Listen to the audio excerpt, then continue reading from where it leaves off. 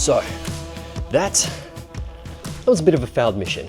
I went outside, actually in Jakarta in Indonesia at the moment, went outside and absolutely started pouring down. It is still pouring down outside, but I'm here for a keynote speak, running a bit of a workshop as well. But I just wanted to make this video about the Megadap adapter. So this is to adapt Sony lenses onto the Nikon cameras. It's pretty impressive, and I do want to test out the photography and videography performance just to see if this is actually going to be something that I really want to have in my arsenal, because I did buy it and I potentially may pick up a Nikon camera. I've got the Z8 here, also testing out the Z6 Mark III that I could potentially be buying. That camera is pretty impressive, but this thing is wow. More on that in a different video, but we're talking about the adapter itself. So this allows me to adapt the plethora of Sony E-mount lenses that I have. So I've got the 50mm f1.2 GM lens on the Nikon Z8, and you can see the size of that adapter. It is super thin. It literally just looks like the Z-mount and fits on there absolutely perfect, exactly like what you would with your Sony cameras or Nikon Z cameras. Now, the reason why this is actually able to work is that the flange distances are so similar. So essentially, it's just creating a little bit of a spacer with a whole bunch of contacts on the inside and outside, and this thing just allows for the camera to talk to the lens. And that's what I want to try and discover in this video, is if it's going to be good for video and photo.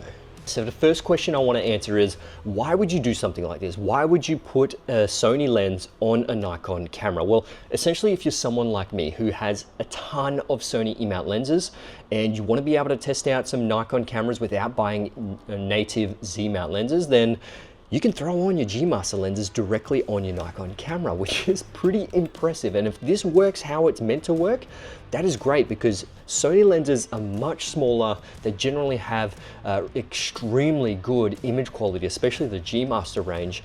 And if you are comparing them side by side with, let's say, the Nikon 50mm f1.2s against the Sony's 50mm f1.2 GM, it is so much smaller, and for traveling something like this and street photography, that could be a pretty big deal. And we all know that the Sony E-mount is so decorated when it comes to third-party lenses, when it comes to native lenses, when it comes to APS-C lenses. Like, there are just so many lenses that you can actually choose from, and Nikon Z-mount is kind of a new system. Yeah, sure, there's a whole bunch of, what is it, the F mounts, the DSLR range. Oh my God, I can't believe I forgot. I actually started with Nikon, but the FX cameras, the old DSLR cameras, I think it was the F mount.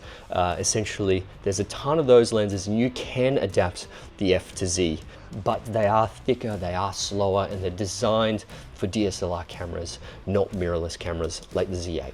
So I guess the point I'm trying to get across is that if you do actually want to have, you know, a Nikon camera that some Sony cameras don't have particular features, then that could be pretty incredible. Like the Z6 Mark III has a partially stacked sensor.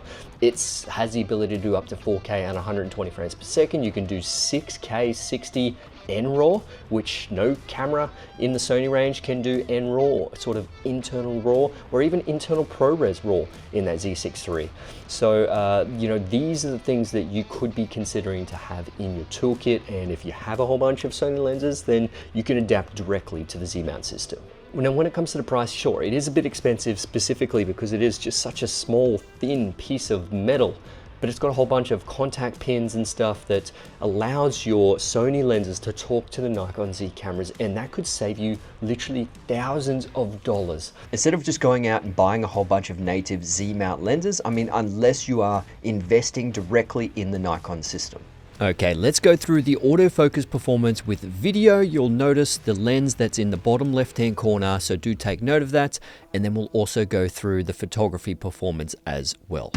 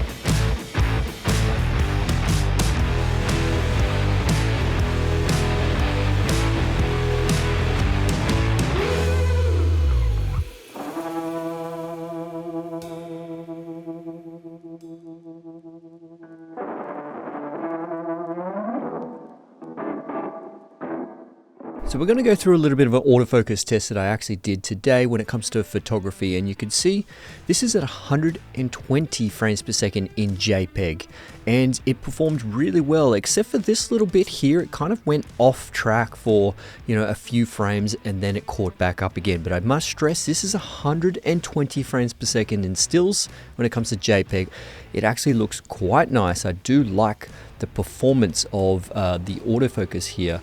Very sticky all through the frames. Pretty impressive. There was just a couple of times where there was about 10 frames out of the 120 where it kind of lost it, but then the rest of it was perfectly fine. So look, overall, is this adapter worth it? In my opinion, absolutely yes. It works fairly good. It isn't absolutely perfect when it comes to video and photography autofocus, but it is definitely better than I've seen when it comes to these kind of adapters. I really like the performance of it. I am happy to use this on paid jobs. You do have to just take it into consideration that video autofocus won't be 110% perfect, and with the photography you saw, it skipped a couple of beats here and there, but it's pretty reliable when it came to the sports, pretty reliable when it came to taking it to Indonesia. It was perfectly fine when it comes to using it here in Australia as well. I just think it's a great adapter that you can actually put your Sony E-mount lenses and feel confident to have it on the Z cameras.